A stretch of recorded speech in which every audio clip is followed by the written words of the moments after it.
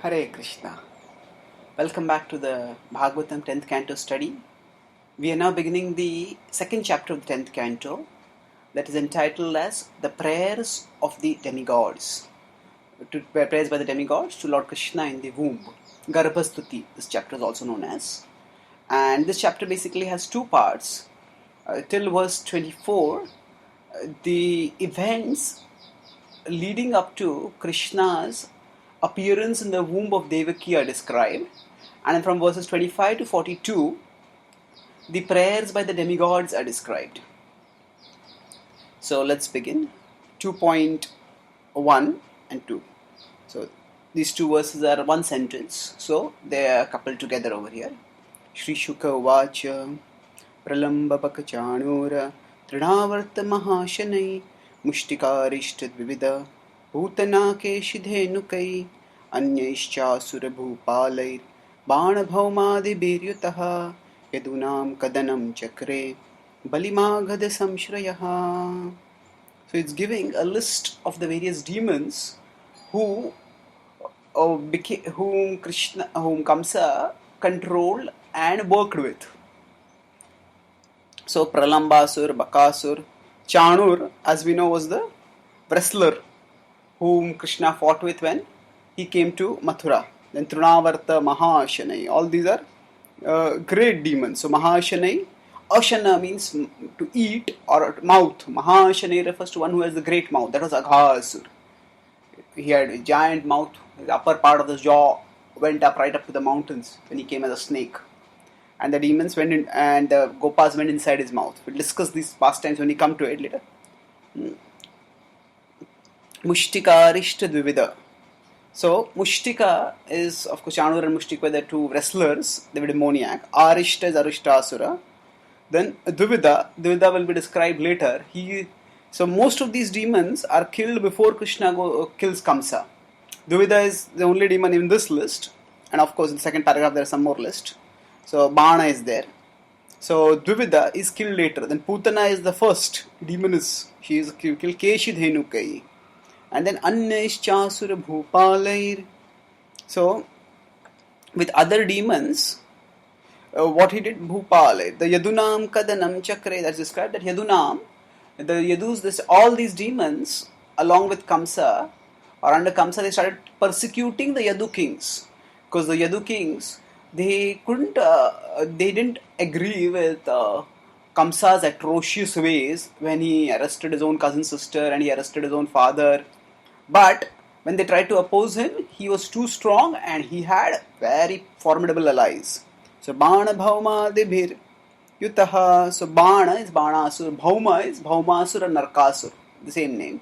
Now, these three, Banasur, Bhaumasur and Dvivida, are killed later by Krishna after he goes to Dwarka. Then Bali Maghada Samshrayaha. So Maghada Samshraya. So actually Jarasandha was the king of the Magadharaj, Magadesh, the kingdom, and he was extremely powerful. And in fact, Maharaj Yudhishthira, when he had to perform the Rajasuya Yajna, he was especially anxious how we will be able to kill Jarasandha. So Kamsa was formidable. These demons themselves were formidable. Kamsa was even more formidable, and Kamsa was supported by Jarasandha. So he was even more formidable. And with Jarasandha comes repeatedly into action, attacking Krishna 17 times, and finally being killed by Bhima. Krishna arranged to have him killed through Bhima. So what did the kings of the Yadu dynasty do? Te piditva nivivishu kurupanchala kekayan shalvan vidarbhan nishadan videhan koshalanapi. So it's described that Nivishu, they started residing where all Kurupanchala Kekayan, they went to other kingdom, the kingdom of the Kurus. So Kurus refers to, at that time, this is the time when the Pandavas are more or less contemporary to Krishna. Arjuna was more or less the same age of Krishna. So the Pandavas have not yet appeared. So the older generation is there. Bhishma and others are there at that time. Dhritarashtra is there. So they went and started living. Kuru, Panchalas refers to Drupada's kingdom. Kekayas, Shalvas. Shalva is in king of Madras, South India it is.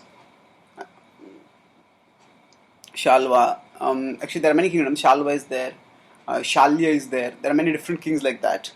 So these are Vidarbhas. Vidarbha was the kingdom of where Draupadi was living, Rukmi's kingdom. Nishadha, Videhas, Koshalas. So like that, these different kingdoms are there. And some of these kingdoms are also mentioned in the Mahabharata. Koshala and Kekeya. Koshala was actually Ayodhya and Kekeya was the kingdom of Kaikeyi. So we know that the events in the Bhagavatam, which is contemporaneous with the Mahabharata more or less, they happen after the Mahabharata's events. So then after that what happens? Eketam anurundhana gyataya paryupasate hateshu satsubaleshu devakya ugrasenina saptamo vaishnavam dhama yamanantam prachakshate garbho babhuva devakya harshashoka vivardhanaha. So actually tam anurundhana. So some of the relatives, so most of the relatives fled. But some relatives stayed in Mathura, and when they had to stay in Mathura, either they would have been arrested or they had to obey Kamsa. So some of them started obeying Kamsa. By their presence and making sure that the whole staff of Kamsa was not demoniac, they were able to have some level of control over Kamsa. So Akrura was one such person, as Akrura will tell in the 40th chapter, 39, 40th, 41st chapters. Akrura comes into the picture. So later on, so then Akrura was one of them. Gyatayah paripasate. So externally they appeared to be obedient to Kamsa. Hateshu, Shatshuba, Leshu. So 6 children he killed. Hateshu. Devakya Augrasenina. So Augrasenina. Ugrasen, and Ugrasen refers to the son of Ugrasen. So he was killed. So his first 6 children were killed. Now how were they killed? Actually there is a whole story, as we mentioned in the previous class, that Kamsa was Kalanemi in the previous life. And Kalanemi is a demon who has been existing for a long time. So Kalanemi was there at the time of Hiranyakashipu. So now Kalanemi was the son of Hiranyakashipu, one of the sons. Prahlad was one of the sons. Kalanemi was also another son. And Kalanemi's sons, he had 6 sons. So those 6 sons, they started worshipping Brahmaji, because they thought that just as our grandfather Hiranyakashipu got power by worshipping Brahma, we will also get power by worshipping Brahma. And these 6 sons were Hamsa, Suvikrama, Kartha, Damana, Ripumardhana, Krodhahanta. So like that these 6 sons were there, and they are known as Shadagarbhas. Prabhupada explains in his purport also these chapters. So 6 children. So now when they worship Brahma, they performed a lot of austerities. Brahma appeared, and then they said that let us not be killed by any Devta, any Gandharva, any Yaksha. And they wanted to basically ask something similar to what Hiranyakashipu had asked. Now they did not ask that let us not be killed by any demon, because they thought a demon cannot kill. A demon will not kill us. But then when they got the benediction from Brahmaji, and then Hiranyakashipu heard about it, and Hiranyakashipu was extremely angry, and he said, rather than, I am so powerful, you are my grandsons, you should have obeyed me, you should have worshipped me. So instead of worshipping me, you worship someone else. So therefore, you will be killed by your own father. So now Hiranyakashipu's son was a Kalnemi. Kalnemi had these 6 sons. Now incidentally, these 6 sons, in a previous life, if we go further back, they were the sons of Maricha. Maricha is one of the sages, who's one of the early inhabitants of the cosmos. He comes from Brahmaji only. Son of Brahmaji, like a Prajapati he is. And he had 6 sons. And these 6 sons, later on in third canto, it will be described that at one time Brahmaji became attracted by towards his own daughter, and when he started pursuing her, at that time these sons laughed at her, Brahmaji. And when they laughed at Brahmaji, that was offensive. Although what Brahmaji was doing was wrong, but still Brahmaji was like their grandfather, and for them to offend him was not right like that. So because of that, they were cursed to become the sons of demons, and then they were cursed by Hiranyakashipu that you'll be killed by your own father. So in the next life, Kalanemi became Kamsa. And Kalanemi's 6 sons became the 6 children in the womb of Devaki. And they were killed by Kamsa. So in that way, the father himself killed his sons. So indirectly, the curse of Hiranyakashipu was fulfilled, not in that life, but in the next life. And Kalanemi himself, he was also killed by the Lord. That is described in the 9th canto of Srimad Bhagavatam. That actually, when this comes in the 8th canto, or the 10th chapter. That is, Kalanemi was an associate of Bali Maharaj. So when he was associate of Bali Maharaj, at that time, when the war between the demons and the demigods took place, so this was before the appearance of Vamana. First, when in the 5th chapter it described that the demons and demigods fight, and the demons defeat the demigods. Then Amrut Manthan happens. After getting the Amrut, the demigods become stronger. Mohini Murti deludes the demons. That's the 9th chapter. And then again there is a fight. 10th chapter, when the fight is there. At that time, Kalanemi is a formidable leader of the demons. And the demons start besting the Devatas. At that time, the Supreme Lord himself appears in the battlefield. And seeing the Lord Vishnu appearing over there, Kalanemi comes with his trident. And he hurls his trident with fearsome force at Lord Vishnu. But the Lord nonchalantly catches the trident and then hurls it back on him. And with his own trident, Kalanemi is killed. So now, when Krishna kills demons, they get liberated. When the other avatars kill demons, they may or may not get liberated. And if the Lord has some other plan for them, then they are reborn also. So in this case, Kalanemi, he is reborn as Kamsa. And when he is killed by Krishna, then he attains liberation. So that is Kalanemi. Now Kalanemi also comes in the Ramayana. Kalanemi is the uncle of Ravana over there, as it is described.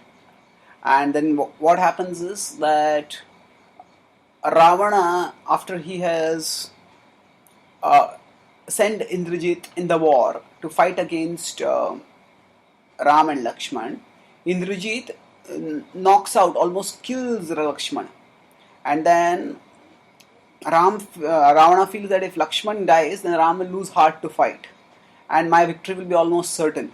Therefore, he wants that Lakshman not be revived. So when he comes to know that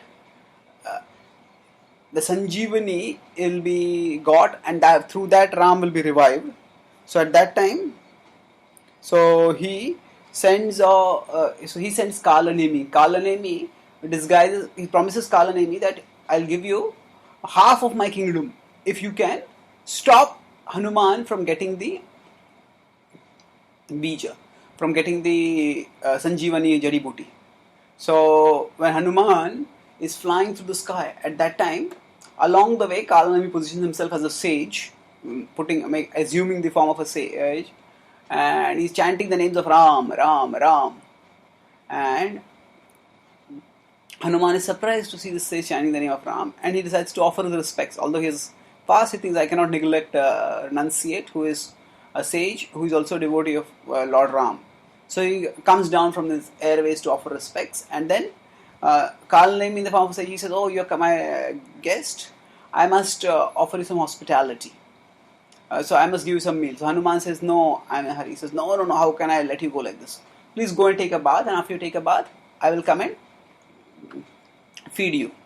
So now Hanuman doesn't want to refuse him because he's a sage. At the same time, he doesn't want to spend time. So he thinks, I'll go quickly, I'll take bath and I'll come back.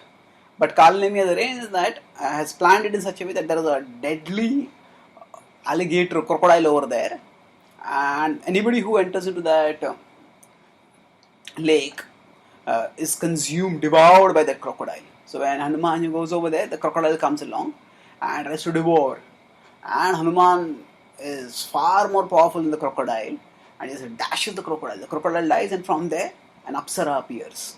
And that Apsara says that she had been cursed, because of which she had got the body of a crocodile.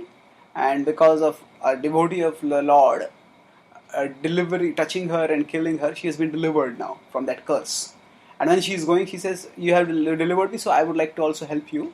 Be warned that this particular person who has sent you, he's not a sage. He's actually a demon, Kalanemi, uncle of Ravana." So Hanuman goes back. Kalanemi is initially surprised to see, oh, he survived and come back. But he tries to maintain his pretense. Hanuman tells him that, "I know who you are, and there is no need for this pretense." And then Hanuman catches him by the leg and swings him and hurls him. And he hurls him so powerfully that actually Kalanemi just goes in, falls right into the court of Ravana at his feet. So then he understands that actually Hanuman cannot be stopped. Anyway, so like that, Kalanemi is a demon, quite formidable, and Kamsa is that Kalanemi who has come back, and Kamsa is very fearful that I'll be killed again. So what happens over here is this Kamsa, out of that fear, he kills Hateshu Satsubaleshu. 6 he kills. And then what happens? Saptamo Vaishnavam Dhama. So Saptamo, the 7th one is Vaishnavam Dhama. So Dhama, normally we think of the word Dhama as meaning abode. But Dhama also means effulgence, Dhama also means form, Dhama also means power. So there are many meanings of this word Dhama. And then we have to look at the context, and the Acharya has explained to us what is the specific meaning. And he attained. So Vaishnavam Dhama. So actually Vaishnavam refers to is filled with Krishna. Now Balramji is the topmost devotee, and he is completely permeated with Krishna. He is fully Krishna conscious. So Vaishnavam Dhama. Yam Anantam Pachakshate. So he is known as Ananta. And Garbho Babhuva Devakya. Garbho Babhuva. He appeared in the Garbha of Devaki. And Harsha Shoka Vivardhanaha. As described as Harsha Shoka. So Devaki felt jubilant, a new child has been, our next child has come. But there was Shoka also. What is going to happen now? Will Kamsa kill this child also? So Harsha and Shoka was also there. Shishoka Vivardhanaha. So now Shukdev Goswami, Sanatana Goswami explains in Vaishnava Toshani that because Shukdev Goswami is angry at Kamsa for his brutality, he does not even deign to refer to him by his name. He says Augraseni. That's why he's Augraseni refers. And Sankarshana, he is the second of the Chaturvyuha, and he's manifesting over here. And then let's see what happens. So in the next verse now, so what has happened? Balramji's Sankarshan is there in the womb of Devaki, and now Krishna is going to make some further arrangements. So this is an answer to Shukadeva Parikshit Maharaj's question that how is it that first you said that Balram is the son of Dev, he was in the womb of Devaki, and then it is said that he is the son of Rohini also. So that question is being answered by Shukadeva Goswami through this narrative. 6th verse, Bhagavan api Vishwatma viditva kamsa jambhayam yadunam nijanathanam yogamayam samadishat. So then, Bhagavan api Vishwatma, that Lord who is Vishwatma, the soul of the universe, he is the life of everyone, he is the benedictor of everyone. So, viditva kamsa jambhayam. So, viditva Kamsa Jambhayam Yadunam Nijanathanam. So he knew that Yadus were afraid of Kamsa. Because of fear of Kamsa, they were terrorized. And these Yadunam Nijanathanam. Nijanathana means Nija is close, Natha is, the Lord considers him to be he is their Nath actually, he is the Nath of everyone. But in the dynasty in which he is going to appear, actually he is going to appear as a later member. And there is father and the generation of that generation, there is grandfather and that generation. So in that sense, they are being referred to as Nijanathanam. So another way of understanding is that he was the Nijanatha of the Yadus. So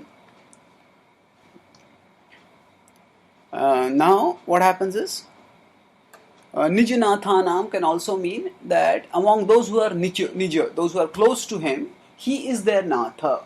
They were the Natha. That means they were the topmost of his devotees.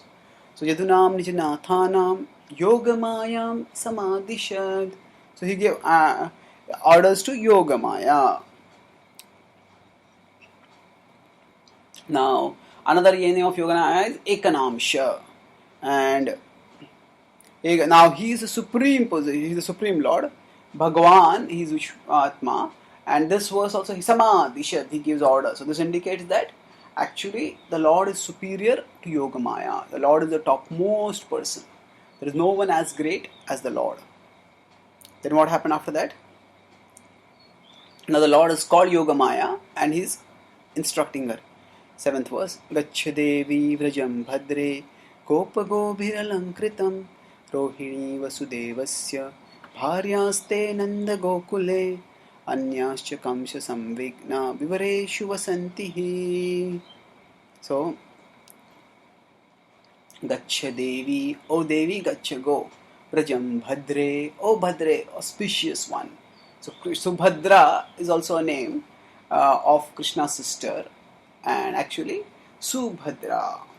So she who is auspicious. So Bhadra. So here also she is referred to as Bhadra. Gaccha Devi. Oh, go Devi, go, oh auspicious one, go to Vraja. Gopagobhiralankritam. So this is, it is very attractive place. It's filled with gopas and cows. Gopas, gopis, cows. And there what is there? Rohini vasudasya bharyaste nanda gokule. So in Vraja refers to the whole area of 84 Krosha that is there. In that Nanda Gokule, in the Nanda Mahavan, in the Gokul Mahavan, the wife of Vasudev, that is Rohini, she is residing. Anyascha Kamsa samvigna, and there are other queens also of Vasudev. They are afraid of Kamsa, tormented by Kamsa. They have taken shelter over there. Vivreshu vasantihi. So they are residing there incognito. So Rohini was there in the house in the Maharaj itself, and people knew that she was Rohini, but there are others also. So now, what happens after this? He says, what should you do? Devakya jathare garbham sheshakhyam dhammamakam tan sannikrishya rohinya udarre saniveshaya. So, in the womb of Devaki, Devakya jathare garbham sheshakhyam dhammamakam. So my expansion is known as Shesha. Tan sannikrishya rohinya udarre saniveshaya. So transfer him with to the womb of Rohini. So the Lord is telling that this is womb transfer, high technology, but this does not require any surgery. It is done in a mysterious way.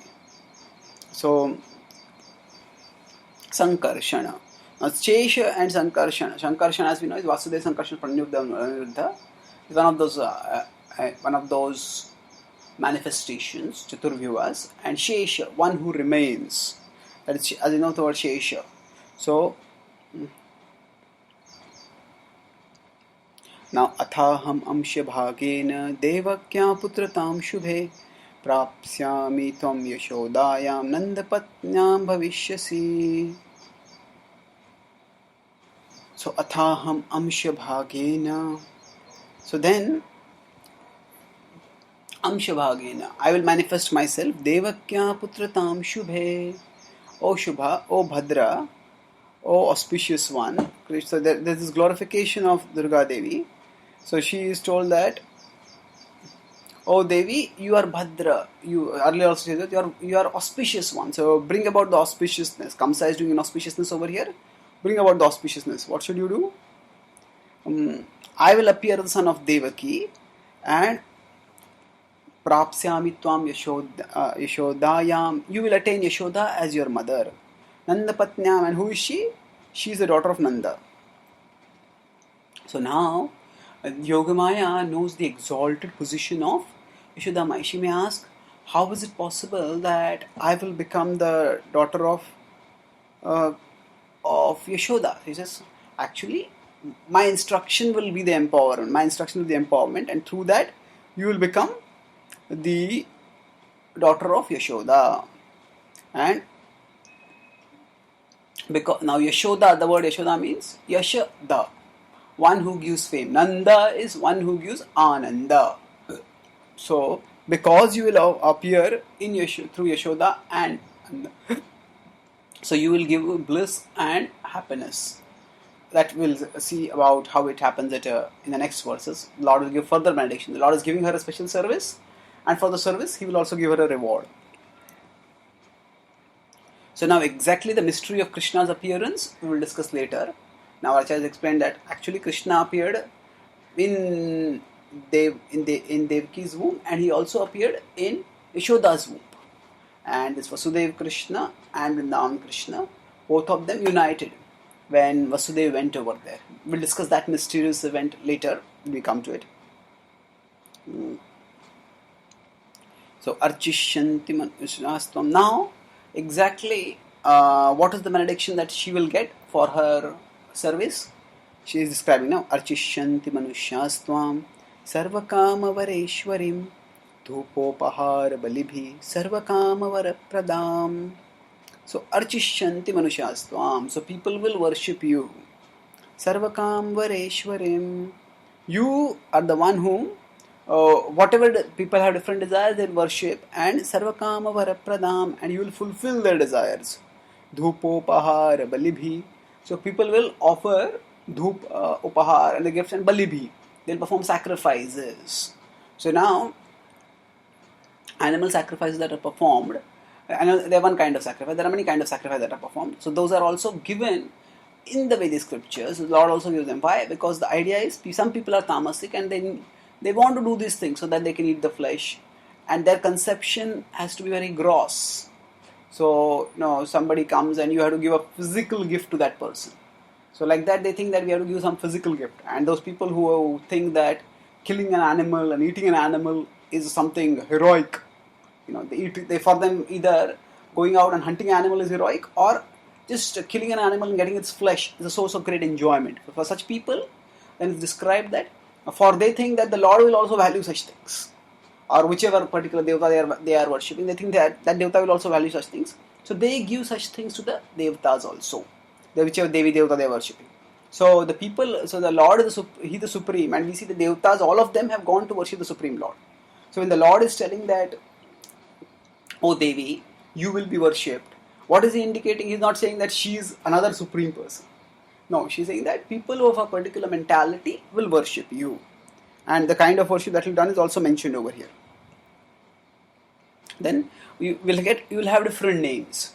Namadheyani kurvanti sthanani chanara bhuvi durgeti bhadrakaliti vijaya vaishnaviti cha kumuda chandika krishna madhavi kanyaketi cha Maya Narayani Shani Shardetyambiketi cha. So Namadheyani kurvanti. With different names, people will worship you. Sthanani, a different place, is according to the mentalities of people, according to the kind of desires that they have, in the places which they have worshipped. So all these things will determine the name with which people will worship you. So the names now Cha comes again and again. That Cha indicates that these are the principal names, but there are other names also with which the goddess will be worshipped. So Durga, Bhadrakali, Vijaya, Lakshmi, Kumuda, Chandika, Krishna, Madhavi, Kanyaka, Maya, Narayani, Ishani, Sharada, Ambika. These are some of the names. And then the Lord tells that actually there is also the name of the The Lord's name also, Balram's name is also there, and how Balram gets a particular name and how Balram's birth takes place, we will discuss in our next class. Thank you. Hare Krishna.